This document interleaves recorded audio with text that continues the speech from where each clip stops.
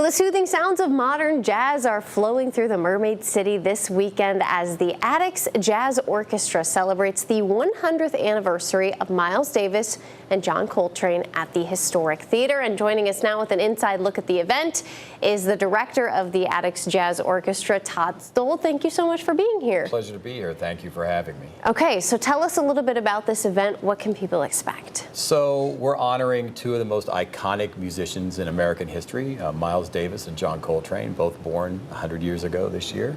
We're back for the second time with the Attucks Jazz Orchestra. It's a nice mix of local folks, local jazz heroes, and people, great musicians from the region.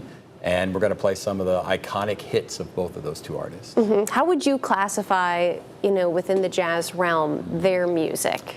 So, ultimately, in the pantheon of American music, there are probably four most influential musicians. These are two of those four. And probably 50% of the most iconic recordings in jazz history were made by either Miles and Coltrane together or separately.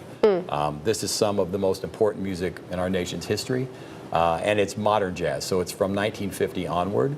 Miles Davis, John Coltrane died in 1967, but he's probably the most influential tenor saxophone player in history. So almost every saxophone player you hear has some John Coltrane in it. And can you talk a little bit about the orchestra itself? What is that made up of? How many people? Yeah, so it's a standard size big band, 16 members, 5 saxophones, 3 trombones, 4 trumpets, piano, bass, and drums rhythm section. 2 years ago, we did a Duke Ellington at 125th for his celebration of the 125th anniversary of his birth. And this year we're doing a lot of interesting new arrangements. We're playing John Coltrane's Love Supreme, which is one of his major compositions from 1964, but in an arrangement by my boss, Jazz Lincoln Center, Wynton Marsalis, his arrangement of Love Supreme. It's one of the most difficult things in the repertoire for jazz orchestras. And really quick, just tell us when and where the event is. We are at the Attucks Theatre. I'm going to get the time right, 7:30 p.m. Yes. Saturday night. It is almost sold out. All right. So there's only a handful of tickets left, so call now to get your tickets. Great guest soloist, a young trumpet player named Anthony Hervey, who's a Juilliard grad. He's from Florida. And then an iconic, probably the most familiar saxophone sound in the world. His name is Kirk Whalum.